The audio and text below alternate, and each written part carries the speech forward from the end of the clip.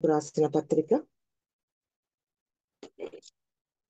2వ అధ్యాయము 17వ వచనం చదువుకున్నాము. ఎఫెసీ 2వ అధ్యాయము 17వ వచనం చదువుకున్నాము. మరియు ఆయన వచ్చి దూరస్థులైన మీకును సమీపస్థులైన వారికి సమాధాన సువార్త ప్రకటించాను. కాబట్టి చిన్న ప్రార్థన చేసుకున్నాం. సర్వోన్నతుడ, సర్వాధికారి, నిజంగానే మంచి సమయాన్ని, మంచి దినాన్ని మీరు మాకు ఇచ్చిన్నారు. అవును ప్రభానైనా, సమాధాన సువార్త మీరు మాకు ప్రకటించినారు తండ్రి. అవును ప్రభా, ఆ సమాధాన సువార్త మేము ఈ లోకంలో పంచిపెట్టి బిడ్డలుగా ఉంటకు సహాయం చేస్తారని అడుగుచున్నాం. అవును తండ్రి ప్రభా, నీ యొక్క వాక్యం పంచుకొనిచున్నగా నీ యొక్క కృప మా అందరిపై ఉంచుతారని యేసయ్య నామమున అడిగి వేడుకొంచుచున్నాం మా తండ్రి. ఆమేన్. ఈ సమాధాన సువార్త ప్రకటించుటకు యేసయ్య వచ్చినాడు. ఎక్కడెక్కడ ఈ యొక్క సమాధాన సువార్త ప్రకటించినాడు యేసు ప్రభు? ఎందుకు ఈ సమాధాన సువార్త ప్రకటించినాడు? ఈ సమాధాన సువార్త ప్రకటించుటకు గల కారణాలు ఏంటిది? అయితే ఆయన మనము ఏ విధంగా ఈ సమాధాన సువార్త తెలుసుకోవాలి అనేది మనం చూసుకున్నాము. నిజంగా దేవుడు ఈ సమాధాన సువార్త ప్రకటించేటప్పుడు కొంచెం మనం ముందుకు వెళ్ళినట్లయితే ఇదే ఎఫెసీ 2:12 వచనంలో చూసినట్టయితే, ఆ కాలమందు ఇశ్రాయేలీయులతో సహపౌరులు కాక పరదేశులను, వాగ్దాన నిబంధనలు లేని పరిజనులను, నిరీక్షణ లేని వారును, లోకం నందు దేవుడు లేని వారునై ఉండి క్రీస్తునకు దూరస్తులై ఉంటిరని మీరు జ్ఞాపకం చేసుకునండి. ఇందుకు దేవుడు సమాధాన సువార్త ప్రకటించడానికి వచ్చినాడు. ఆ కాలం అంటే పరదేశులను, వాగ్దాన నిబంధన లేని వారును, పరజనులను, నిరీక్షణ లేని వారి కోసము, లోకమందు దేవుడు లేని వారైండి దేవుడు లేడని చెప్పుకున్న వారి కోసం వచ్చి ఉన్నట్టుగా మనం ఇక్కడ చూస్తున్నాం. దేని ద్వారా ఆయన ఇక్కడ వచ్చి మనకి సమాధాన సువార్త ప్రకటించిండు అని అంటే, ఇంకా కొంచెం ఆయన మునుపు దూరస్తులైన మీరు క్రీస్తు యేసునందు క్రీస్తు రక్తం వలన సమీపస్తులై ఉన్నారు. ఆయన రక్తం వలన మనం ఇప్పుడు సమీపస్తులమై ఉన్నాము. సమాధాన సువార్త కూడా దేవుడు మనకు ప్రకటించినట్లుగా మనం చూస్తున్నాం. ఆయన మన సమాధానమై ఉండి మీకును మాకును ఉండిన ద్వేషమును అనగా విధి రూపకమైన ఆజ్ఞల ధర్మశాస్త్రమును మన శరీరం అందు కొట్టివేయట చేత మధ్య గోడను పడగొట్టి మన ఉభయులను ఏకం చేశాను.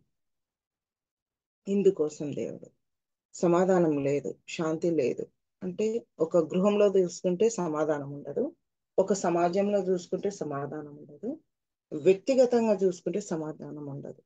కాబట్టి ఈ సమాధాన సువార్త ప్రకటించేటప్పుడు యేసు ప్రభు ఈ లోకానికి వచ్చి శిలువలో మరణించి తిరిగి లేచి 3వ దినాన ఆరోహణమైనట్టుగా మనం చూస్తున్నాం. అయితే ఈ సమాధాన సువార్త మనం పోయింది కాబట్టి మనము కూడా ఇతరులతో ఉన్నప్పుడు, మన కుటుంబంలో ఉన్నప్పుడు సమాధానం ఉందా? ఏ విధంగా ఉంది? ఎక్కడా లేదు, ఎక్కడా కనిపించదు. ఎవరినైనా టచ్ చేయండి, ఎవరినైనా అడగండి, ఏ ప్రాంతంలో ఏ మనుషులనైనా సమాధానం లేదమ్మా, నాకు సమాధానం లేదు అని చెప్తారు. అంటే లేదు, ఇది చివరి దినాలు, చివరి గడియలు ఇంకా ఎక్కువ అవుతా ఉంది. ఆ కాలాననే లేదు అని అంటే, ఈ కాలాన ఇంకా ఎక్కువ టెక్నాలజీ పెరిగిపోయింది, ఇంకా ఎక్కువ సమాధానం లేకుండా, మనశ్శాంతి లేకుండా, ప్రజలు ఇళ్లలో ఒకరికొకరు పడకుండగా, సంఘాలలో పడకుండగా, కుటుంబాలలో పడకుండగా ఎంతో విరోధంగా, వ్యతిరేకంగా జీవిస్తూ ఉన్న ప్రజలు మనం చూస్తూ ఉన్నాం. కాబట్టి దేవుడు దూరస్తులైన మీకును సమీపస్తులైన వారికి సమాధాన సువార్త ప్రకటించటకు వచ్చినాడు. ఇంతకుముందు క్రీస్తు ఎరుకని మనము, నిరీక్షణ లేని వారు మనము, దేవుడు లేడని వినిన వారు మనము. కాబట్టి మనకు ఆయన రక్తం ద్వారా, క్రీస్తు రక్తం ద్వారా సమీపస్థలమై ఉన్నాము. ఆయన సిలువలో రక్తం చిందించిండు కాబట్టి ఇప్పుడు మన సమీపస్థలమై ఉన్నాము. కాబట్టి ఈ సమాధానం మనలో ఉండాలి. కాబట్టి ఈ సమాధానం ఏ విధంగా ఉంటుంది? ఇంకో వాక్యం మనం చూసుకున్నట్టయితే గలతీ 5:22లో కూడా మనం ఇక్కడ చూసుకోవచ్చు. ఏ విధంగా ఉంది అని అంటే, ఆత్మఫలం ఏమనగా ప్రేమ, సంతోషము, సమాధానము, దీర్ఘశాంతము, దయాళుత్వము, మంచితనము, విశ్వాసము, సాత్వికము, ఆశానిగ్రహం. ఈ ఆత్మ ఫలాలన్నీ మనలో ఉండాలి. అప్పుడు మనం సమాధానంగా ఉంటాం. ఈ ఆత్మ ఫలాలను ఒకసారి మనం గుర్తు చేసుకోవాలి. అలనాడేమో దేవుడు ఏం చేసిండు వాళ్ళకు, ఆజ్ఞలు పాటించండి, ఆజ్ఞానుసారమైన జీవితాన్ని జీవించండి అని చెప్తూ ఉన్నాడు. ఇప్పుడు మనం ఈ ఈ కృత నిబంధనకు వచ్చినప్పుడు ఆత్మ ఫలాలు, ప్రేమ, సంతోషము, ఇందులో సమాధానం ఉంది చూడండి. కాబట్టి ఈ సమాధానం కలిగి మనం ఉంటున్నాము. ఈ సమాధానము కలిగిన జీవితాలను మనం జీవిస్తున్నామా? ఎవరితో ఉండదండి సమాధానం. ఉన్నట్టుగానే ఉంటాం కానీ ఎవరితో సమాధానం కలిగి జీవించలేదు. ఏ కుటుంబంలో కానీ జీవించలేదు. ఒక వ్యక్తుల మధ్యలో కూడా సమాధానం ఉండదు. ఏది చూడు ఏదో కొరతనే చెప్తానే ఉంటున్నాం. కాబట్టి మనం ప్రతిదినం బైబిల్ చదువుకుని, ప్రతిదినము ప్రార్థన చేస్తూ, ప్రతిదినము ఆయనతో ఉంటే ఈ సమాధానం అనేది మనకు దొరుకుతుంది. కాబట్టి మనం ఏ విధంగా సమాధానం ఎలా కలిగి ఉండాలి అనేది మనం ఒకసారి చూసుకున్నట్టయితే, నీకు నీలో సమాధానం కలిగి ఉండాలి అనేది కూడా మనకి ఇక్కడ యేసు ప్రభు మనకు ఒక వాక్యం ద్వారా మనం చూసుకున్నాము. మార్కు 5:34 చూసుకుంటే, రక్తస్రావం గల స్త్రీతో దేవుడు యేసు ప్రభు చెప్పినట్టుగా చూస్తున్నాం. అందుకు ఆయన, కుమారి నీ విశ్వాసం నేను స్వస్థపరిచెను, సమాధానం గల దానివై వెళ్ళిపోము అని చెప్తున్నాడు. అంటే మనలో ఉండాలి ఆ సమాధానం. ఉంటేనే మనకు ఆ విశ్వాసం ద్వారా మనము స్వస్థత కలుగుతుంది అని చెప్పి దేవుడు ఇంక అయిపోయింది చెప్పిండు. ఆమె ఎన్ని రోజులు సమాధానంగా లేదో, ఎన్ని రోజులు ఇబ్బంది పడుతుందో, ఎన్ని రోజులు ఆ విధంగా సనుగుకుంటూ గునుగుకుంటూ, నాకేంటి ఎక్కడెక్కడనో చూయించుకుంటున్నా, ఎక్కడెక్కడనో కలుస్తున్నా, ఎవరెవరితోనో ఉంటున్నా, నా అంతకు నేనే ప్రార్థన చేసుకుంటున్నా, కానీ ఎందుకు నాకు ఇది తగ్గలేదని గాన ఆమె అనుకుంటూ ఉండిందేమో. కానీ దేవుని దగ్గరకు వచ్చినప్పుడు ఆమె ఆయన వస్త్రపు చెంగు ముట్టిన వెంటనే తనలో సమాధానం కలిగి, ఖచ్చితంగా ఈ రోజు నాకు తగ్గిపోతుంది నేను ముట్టుకుంటే అని ఆమె అంత ఖచ్చితంగా ఉన్నప్పుడు ఆమెకు స్వస్థత కలిగినట్టుగా మనం చూస్తూ ఉన్నాం. అదే ఇంకొక వాక్యం మనం చూసుకున్నట్టయితే లూకా 7:50 చూసుకున్నట్టయితే, పాపాత్మరాలైన స్త్రీ, తనకు కూడా సమాధానం లేదు. ఎంతో మంది నిందిస్తున్నారు, హింసిస్తున్నారు. ఆమె అనుకుంటుంది నేను బాగానే ఉన్నాను, నేను మంచిగానే ఉన్నాను, కానీ సమాధానం లేదు. ఎందుకు లేదు సమాధానం? ఆమెనందరూ ఎక్కిరిస్తున్నారు, ఆమెనందరూ హింసిస్తున్నారు, పాపాత్మురాలు అని దూరం పెడుతున్నారు. కాబట్టి ఆమెలో సమాధానం లేదు. కాబట్టి అందుకు కూడా ఆమె ఏం చేసింది, అత్తరు బుడ్డిని తీసుకొని తను ఏం చేసింది, యేసయ్య దగ్గరకు వచ్చి కన్నీటితో తన పాదాలను తుడుస్తూ ఉంది. 7:50 మనం లూకా సువార్త 7:50 మనం చూసుకున్నట్టయితే, అందుకు ఆయన, నీ విశ్వాసం నిన్ను రక్షించెను, సమాధానం గలదానవై వెళ్ళమని ఆమెతో చెప్పాను. ఇక్కడ కూడా ఆమెతో చెప్పినాడు, నువ్వు సమాధానం గలదానవి. అంటే ఇంతకు ముందు వేరేగా ఉన్నాం, దేవునితోనికి వచ్చినప్పుడు మనకు సమాధానం దొరుకుతుంది. కాబట్టి ఈ విధంగా వీళ్ళకు దేవుడు, నీవు సమాధానం గలదానివై వెళ్ళిపోమ్మా అంటే ఇవన్నీ మనలో ఉండాలి. ప్రేమ ఉండాలి, సంతోషం ఉండాలి, సమాధానం, దీర్ఘశాంతము, దయాళుత్వం, మంచితనము, విశ్వాసము, సాత్వికము, ఆశా నిగ్రహం, ఇవన్నీ మనలో ఉన్నప్పుడే ఈ సమాధానం అనేది మనలో ఉంటుంది, మనకు దొరుకుతుంది. కాబట్టి ఇతరులతో మనం ఏ విధంగా సమాధానంగా ఉండాలి అనేది కూడా మనం ఈ వాక్యంలో చూసుకున్నట్టయితే, మార్కు 9:50 మనం చూసుకున్నట్టయితే, ఉప్పు మంచిదే గాని ఉప్పు నిస్సారమైన ఎడల దేని వలన మీరు దానికి సారం కలగజేతురు? మీలో మీరు ఉప్పు సారం గలవారై ఉండి ఒకరితోనొకరు సమాధానంగా ఉండుడని చెప్పాను. ఒకరితో ఒకరు ఉండాలి. మన మిత్రులతో ఏ విధంగా సమాధానం అంటే, ఒకరితో ఒకరు సమాధానంగా ఉండుడని చెప్పాను. ఉంటున్నామా? ఒకరితోనొకరు ఉండట్లేదు. పైకి ఉన్నట్టుగానే ఉంటున్నాం, కానీ సమాధానం లేదు, కలిసిపోవట్లేదు. దేని నుంచి సమాధానం కలగట్లేదు, ఎక్కడ సమాధానం దొరకట్లేదు, ఉండదు అస్సలు. సమాధానం అనేదే ఉండదు మనకు. కాబట్టి ఏ విధంగా ఉంటున్నాము, ఒకరితోని ఒకరు కూడా సమాధానం కలిగి ఉండదని చెప్తున్నాడు. ఉప్పు ఏ విధంగా ఉంటుంది, నిస్సారమైన ఎడల దాని వలన సారం కలుగజేతారు. ఇంత మంచి వాక్యం ద్వారా దేవుడు మనల్ని హెచ్చరిస్తూ ఉన్నాడు. మీలో మీరు ఉప్పు సారం గలవారై ఉండి ఒకరితోనొకరు సమాధానంగా ఉండడని చెప్పండి. ఇతరులతో ఉన్నప్పుడు అంటే మనం ఆ విధంగా ఉండాలని చెప్తున్నాము. అదేవిధంగా మనం కిందికి చూసుకున్నట్టయితే, మనము దేవునితో సమాధానంగా ఉంటున్నాము.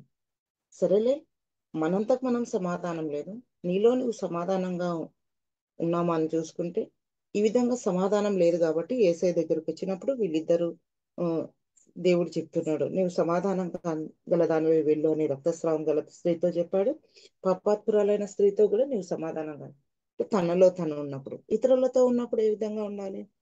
ఒకరితోనొకరు సమాధానంగా ఉండుడని చెప్పను, ఉప్పు నిస్సారమైతే.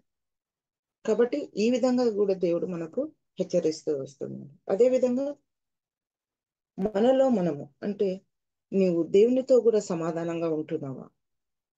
మన మనలో సమాధానం లేదు, ఇతరులతో సమాధానం లేదు, దేవునితోనైనా కనీసం మనం సమాధానంగా ఉంటున్నామా అనేది మనం చూసుకున్నట్లయితే ఫిలిప్పి 4:6 ఒకసారి మనం చూసుకున్నట్టయితే, దేనిని గురించి చింతింపడు గాని ప్రతి విషయంలోనూ ప్రార్థన విజ్ఞాపనల చేత కృతజ్ఞతాపూర్వకంగా మీ విన్నపములను దేవునికి తెలియజేయడి.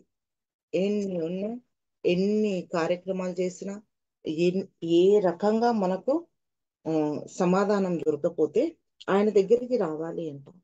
చింతించొద్దు అని చెప్తున్నాడు దేవుడు. ప్రతి విషయంలోనూ ప్రార్థన విజ్ఞాపనల చేత కృతజ్ఞతాపూర్వకంగా మన విజ్ఞాపనలు దేవునికి తెలియజేయాలి.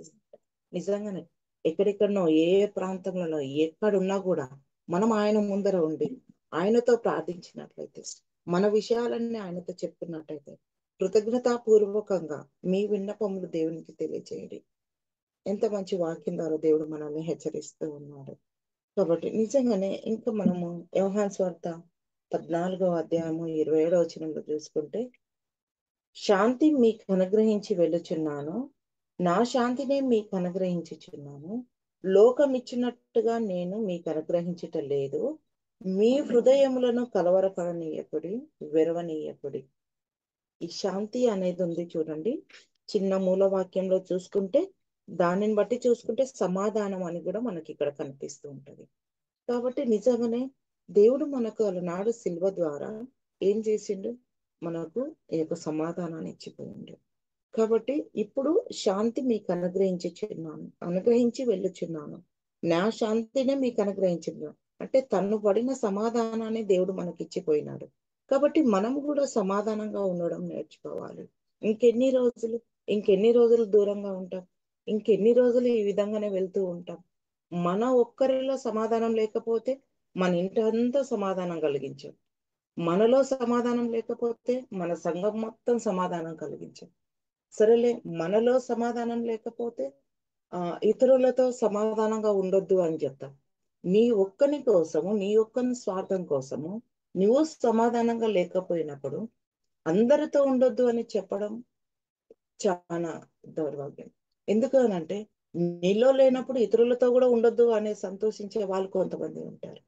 కాబట్టి ఆ విధంగా ఉండకుండా దేవుని కోసం, ఇతరుల కోసం దేవుడు ఆ విధంగా ఏ విధంగా ప్రకటించిపోయినాడు? ఏ స్వార్థం లేకుండా, ఏ ఆ ఆ మత కళాలు లేకుండా, ఏ విభేదాలు లేకుండా, ఎవరితోనూ గొడవలు లేకుండా, ఏ విధమైన తన మనసులో ఏది పెట్టుకోకుండా అందరికీ మీరందరూ సమాధానంగా ఉండడని తను సిలువలో బలి అయినాడు.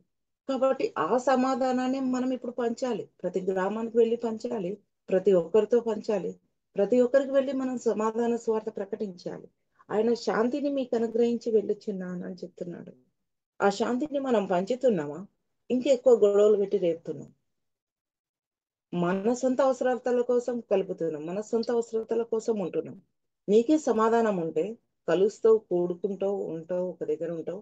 అరే మనమందరం ఒకటి కదా అనుకుంటాం. మనమంతా ఒకటి, యేసు ప్రభు రక్తం చిందించిన ద్వారా మనమందరం ఒకటి అయినాం. దూరస్తులైన మనము ఇప్పుడు సమీపస్తులమై ఉన్నాం. కానీ అదే విధంగా మనం ఉండాలి కదా. అందరం బోధిస్తాం, అందరం ప్రార్థన చేస్తాం. ఎంత చక్కగా బోధిస్తాం, ఎంత చక్కగా ప్రార్థన చేస్తాం, ఎంతో చక్కగా మనం క్రైస్తవులం అని చెప్పుకుంటాం. మన యొక్క జీవితం బయట అబ్బా వీళ్ళు నిజమైన క్రైస్తవులు అనుకుంటాం.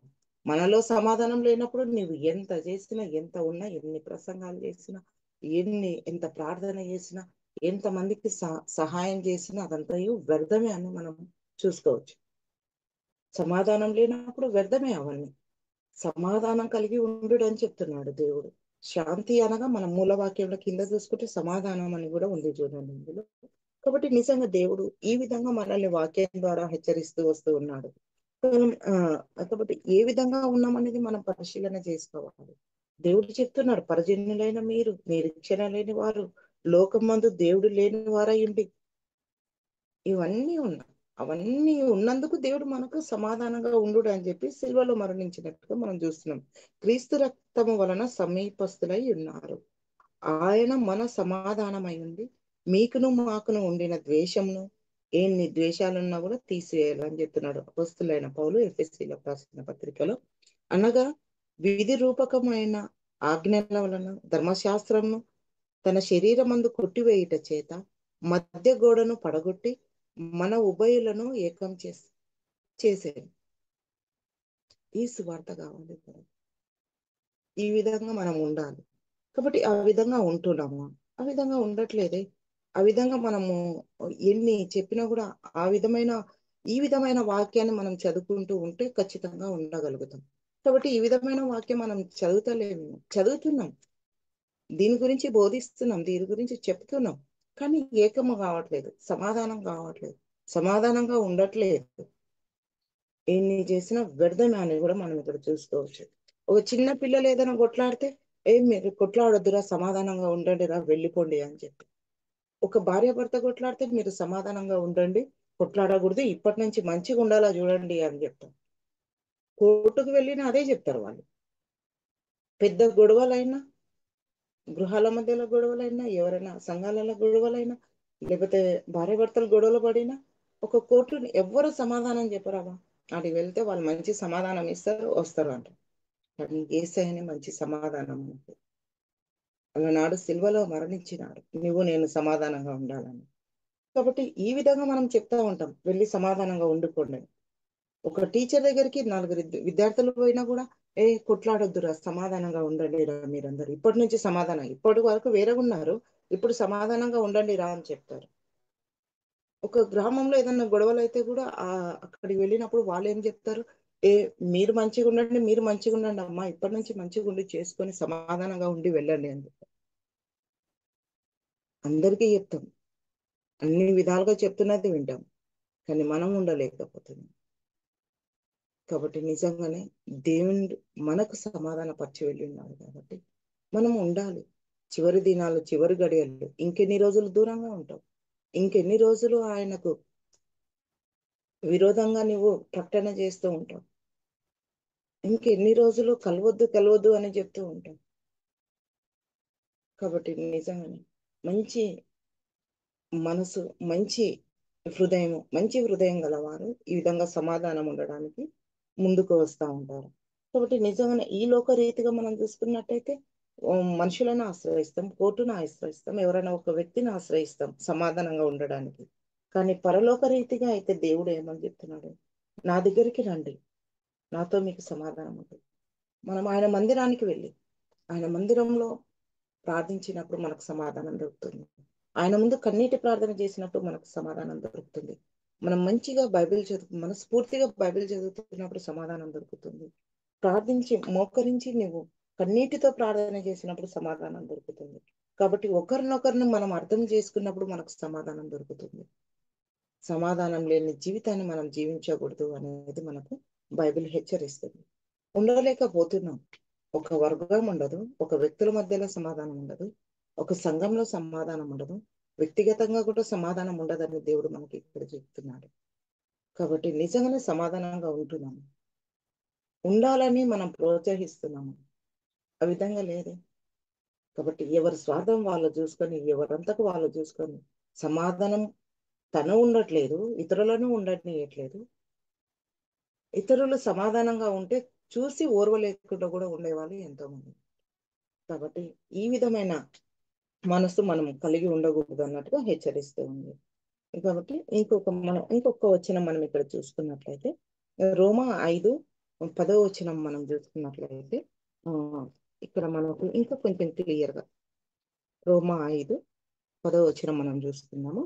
ఏలయనగా శత్రువులమై ఉండగా ఆయన కుమారుని మరణం ద్వారా మనము దేవునితో సమాధాన పరచబడిన ఎడల సమాధాన పరచబడిన వారమై ఆయన జీవించుట చేత మరి నిశ్చయంగా రక్షింపబడదము. ఎంత మంచిగా చెప్తుంది చూడండి వాక్యం ఇక్కడ. శత్రువులమై ఏలైనగా శత్రువులమై ఉండగా ఆయన కుమారుని మరణం ద్వారా మనము దేవునితో సమాధానపరచబడిన ఎడల సమాధానపరచబడిన వారమై ఆయన జీవించుట చేత మరి నిశ్చయంగా రక్షింపబడతాము. అంతేకాదు, మన ప్రభు అయిన యేసుక్రీస్తు ద్వారా మనము దేవుని యందు అతిశయపడుచున్నాము. ఆయన ద్వారానే మనము ఇప్పుడు సమాధాన స్థితి పొంది ఉన్నాము. ఆ యేసు ప్రభు ద్వారా ఒక్కటే, ఆయన ద్వారా ఒక్కటే సమాధాన స్థితి కలిగి ఉన్నామని మనకి ఇక్కడ హెచ్చరిస్తుంది. కాబట్టి నిజంగానే ఈ సమాధానం ఒక గ్రామానికి అంతటికీ లేదు సమాధానం. కాబట్టి మనం ఈ విధంగా చూసుకున్నట్టయితే ఆయన ఏమంటున్నాడు, శత్రువులం దేనికోసం శత్రువులమైతాం? నీలో సమాధానం లేదు కాబట్టి శత్రువులమైతాం. సమాధానం కలిగి ఉన్నప్పుడు శత్రుత్వం రాదు, అందరూ మంచిగా ఉంటారు. మనం ఇక్కడ ఉండమేమో కానీ 300 ఏళ్ల క్రితము అమిస్ పీపుల్స్ అని చూద్దాము. వాళ్ళు ఎంత ఒక గ్రామము, ఒక పల్లెటూరు, పెన్సిల్వేనియా రాష్ట్రంలోని ఉంటది ఇది. నిజంగానే వాళ్ళు ఎట్లా ఉంటారో తెలుసా? ఒక ఊరు, ఒక గ్రామమే, ఒక 4 లక్షల మంది ఉంటారేమో అక్కడ. ఒకే భాష మాట్లాడతారు. వాళ్ళు అందరూ కలిసి నిజంగా ఎంత ఇదిగా ఉంటారు. ఒక రాష్ట్రాన్ని ఏర్పాటు చేసుకున్నారు వాళ్ళు మొత్తం. వాళ్ళు ఎంత ఇదిగా ఉంటారు. మనం ఎననైటిసే వాళ్ళు కూడా. ఒకసారి వాళ్ళ చరిత్ర చూస్తే ఎంత ఇదిగా ఉంటది. నిజంగానే అందరూ ఒకేలాగా ఉంటారు. నీది నాది స్వార్థం అనేది ఉండదు.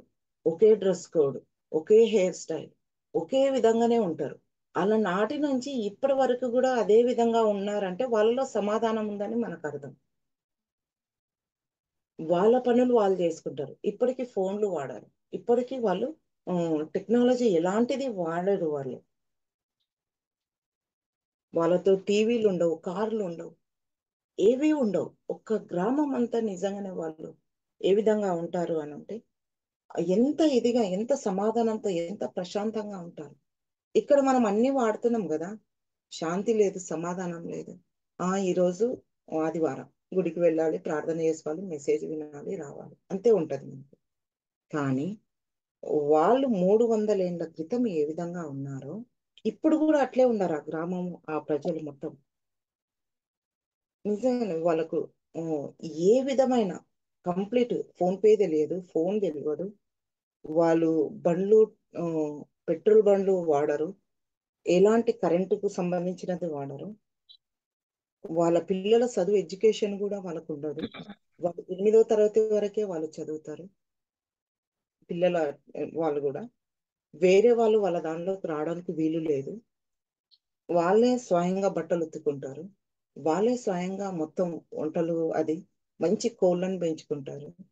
గుర్రపు బండ్ల ద్వారానే వాళ్ళ పిల్లలను వాళ్ళు ఎక్కడైనా వెళ్ళాలా చేయాలని కూడా మనం ఎన్నోటిసే. వాళ్ళు ఇంతకుముందు దీని ప్రకారం, బైబిల్ ప్రకారం ఆయన మరణం ద్వారా మనకు ఏ విధంగా సమాధానం ఉందో అనేది దానిని ప్రకటిస్తున్నారు. వాళ్ళు దాని ప్రకారమే ఉంటున్నారు. ఆ విధంగా మనం లేవు. వాళ్ళ పోలీస్ స్టేషన్లు లేవు, గొడవలు లేవు, కొట్లాటలు లేవు, ఏం లేవు. పిల్లలను కూడా ఆ విధంగానే పెంచుతున్నారు ఇప్పటి వరకు కూడా. డల్ కలర్స్ వేస్తారు బట్టలు కూడా వాళ్ళు. అంత ఆ ఇదిగా ఉండే కలర్స్ వాళ్ళు వాడరు. కట్టెల మీదనే వంట చేస్తారు వాళ్ళు. వాళ్ళకు కరెంటు అనేది అసలు తెలియదు. బ్యాటరీస్ ఎక్కువగా వాడతారు వాళ్ళు. ఎక్కువగా మొక్కజొన్న పండించుకుంటారు వాళ్ళు అక్కడ. బార్లీ కూడా ఎక్కువనే పండించుకుంటారు అక్కడ. వాళ్ళ పశువులు ఎక్కువగా ఉంటాయి. తేనె నమ్ముకొని వాళ్ళ యొక్క జీవన విధానాన్ని గడుపుతారు. వాళ్ళ పిల్లలను కూడా బయటికి వదలరు. బయట వాళ్ళని కూడా వాళ్ళు వివాహాలు చేసుకోరు. ఒకవేళ ఆ పిల్లలు బయట టెక్నాలజీకి, బయట వాతావరణానికి అలవాటు పడినారనుకోండి, 2 నెలలు వెళ్ళి చూసి రండి. ఒకవేళ మీరు ఆ యొక్క టెక్నాలజీకి, ఒకవేళ ఆ యొక్క విధానానికి, ఆ యొక్క పరిస్థితులకు మీరు అలవాటు పడి మాకు ఇక్కడనే బాగుంది అంటే ఉండండి. లేదు అని అంటే మీరు వచ్చి మళ్ళీ మా దాంట్లో కలిసిపోవచ్చు అని చెప్తారు యవనస్తులకు. మన పిల్లలు ఇప్పుడు ఉంటారా? ఉండలేరు.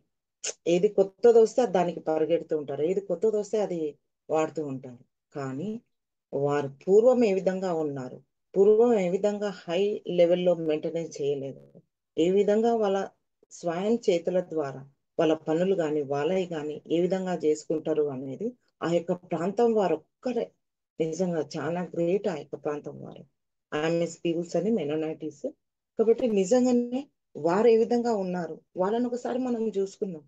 ఏదైనా ఒక ఇల్లు కట్టాలంటే అందరు కలిసి వెళ్ళి కడతారు. ఏదైనా ఒక పని చేయాలంటే అందరూ సహకరిస్తారు. ఎక్కడెక్కడనో వాళ్ళ ఇండ్లు ఒక్కొక్కరికి 150 ఎకరాల భూమి ఉంటది వాళ్ళకు. అందరూ కలిసిపోతారు. పిల్లలు సహవాసం, కూడిక, ప్రార్థనలు ఎవరు ఎన్ని విధాలుగా గూడా ఆహ్, వాళ్ళని రెచ్చగొట్టినా గూడా రెచ్చిపోయే పరిస్థితి లేదు వాళ్ళది. దేవునిలో ఉన్న బిడ్డలు గూడా ఈ కాలం వరకు ఆ విధంగా ఉన్నారు అనంటే, ఒకసారి వాళ్ళ జీవిత చరిత్ర మనం చూస్తున్నట్టయితే చాలా విచిత్రం.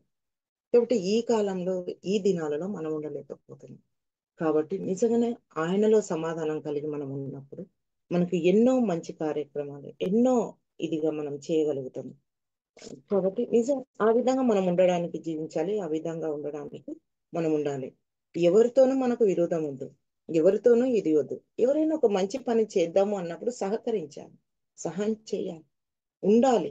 మనసులో ఏదో పెట్టుకొని, ఏదో విధంగా ప్రవర్తిస్తూ, నేను ఈ విధంగానే ఉంటాను అని నువ్వుంటూ నీతో సహా ఇతరులను కూడా చెరుపుతున్నామే, అది సమాధానం లేని జీవితం. కాబట్టి మనము ఒకసారి ఇంకొక వాక్యం చూసుకొని నేను హ్మ్. ముగిస్తాను. అపోస్తల కార్యము 10వ అధ్యాయము 36వ వచనం చూసుకున్నట్టయితే, యేసుక్రీస్తు అందరికీ ప్రభువు. ఆయన ద్వారా ఆయన ద్వారా దేవుడు సమాధానకర్త అయిన సువార్తను ప్రకటించి ఇశ్రాయేలీయులకు పంపిన వర్తమానము మీరెరుగుదురు. కాబట్టి ఆయన సమాధాన సువార్త ప్రకటించినట్లుగా మనం ఇక్కడ చూస్తూ ఉన్నాం. కాబట్టి మనం కూడా సమాధానమైన సువార్తను ఇతరులతో పంచిపెడదాం. ఆయన సిలువను ద్వారా మనము దూరస్తులైన మనము ఇప్పుడు సమీపస్తులమై ఉన్నాం. కాబట్టి అదే వాక్యాన్ని మనం పెట్టుకొని మనం ముందుకు వెళ్దాం. ఇంకొకటి మనం చూసుకున్నట్టయితే కీర్తనలు 34, 14 వచనం చూసుకున్నట్టయితే, కీడు చేయుట మాని మేలు చేయము, సమాధానం వెతికి దానిని వెంటాడము. సమాధానాన్ని వెతకడానికి పోతే ఎక్కడ దొరకదు. కాబట్టి కీడు చేయడం మానాలి. ఎవరైనా ఒక మంచి పని చేస్తున్నారంటే సహకరించాలి, సపోర్ట్ చేయాలి. మనదొక సంస్థ నిర్మించుకోవాలి. మనం ఒక దాటి కిందికి రావాలి అందరం. ఎంతో పోరాడుతున్నాం. ఎంతో చేస్తున్నాం. ఎన్నో ప్రార్థనలు చేస్తున్నాం. కాబట్టి నిజంగానే మనలో ఒక కుళ్ళు తత్వం పెట్టుకొని, మనలో విభేదం పెట్టుకొని, మనం ఎంత ప్రార్థన చేసి, ఎంత చేసినా సమాధానం లేకపోతే వ్యర్థం. కాబట్టి దేవా నాకు అది అనుగ్రహించు. సమాధానంగా ఉండుటకు నా సంఘము, నేను, నా వ్యక్తిగతంగా, నా కుటుంబము, నా నా నా తోటి వారు సమాధానంగా, నేను వారితో సమాధానంగా, మేమందరం సమాధానం. నీ రక్తము పెట్టి కొనబడిన మేము, నీ విలువైన రక్తం ద్వారా కొనబడిన మేమందరం కలిసి సమాధానంగా ఉండుటకు మనం నేర్చుకోవాలి. కాబట్టి దేవుడు ప్రతి వాక్యం ద్వారా హెచ్చరిస్తున్నాడు. ప్రతిరోజు బైబిల్ చదివితే నిజంగా ఎన్నో విషయాలు తెలుస్తూ ఉంటాయి. ఎన్నో గొప్ప కార్యాలు, ఎన్నో అద్భుతాలు ఇందులో ఉన్నాయి. వీటన్నిటిని చూసుకుంటూ పోతే దీని ప్రకారం ఉంటే మనం అసలు ఎలాంటి గొడవలు రావు, ఇబ్బందులు రావు, ఏది రాదు. అందరం ఐక్యతతో ఆరాధించే వారంగా, ఐక్యతతో ఉండే వారంగా మనము ప్రకటించాలి కదా. దేవుడు వచ్చి ప్రకటించి వెళ్ళిపోతే తర్వాతకు శిష్యులు వచ్చినారు. శిష్యులు తర్వాత మళ్ళీ మిషనరీస్ ఎంత బాగా వచ్చి ప్రకటించి వెళ్ళినారు. మనకు వారి ద్వారా మనకు ఇప్పుడు స్వార్థ అందుతూ వచ్చింది. మనం ఇప్పుడు ఎక్కడ వెళ్ళి ప్రకటిస్తున్నాం? ప్రకటించట్లేదు. వారు ప్రకటించి వారు సంఘాలు స్థాపించి వెళ్ళితే ఇందులో మనం గొడవలు పెట్టుకుంటూ గొడవలతో ఉంటూ సమాధానం లేకుండా ఉంటూ ఉన్నదానిని అంత పాడు చేసుకుంటూ ఉన్న సువార్తను అంత చేసుకుంటూ క్రైస్తవులు వీరు కాదన్నట్టుగా వీళ్ళు క్రైస్తవుల అన్యుల అన్నట్టుగా ప్రవర్తిస్తూ ఉన్నాం. కాబట్టి అలా విధంగా మనం ఉండకుండా మంచి పేరును సంపాదించుకుంటూ ఆయనలో ఉంటూ ఆయన ద్వారా మనము సమాధాన సువార్త చివరి దినాలలో కలిసి మెలిసి ఉండడం, ఆయనతో ఉంటూ ఆయనతో నిత్యం గడుపుతూ మనం సమాధానంగా ఉండుటకు నేర్చుకుందాం. దేవుడు నాకు ఇచ్చిన ఈ యొక్క మంచి అవకాశానికి వందనాలు తెలియజేస్తూ ఈ యొక్క వాక్యాన్ని ముగిస్తున్నాను.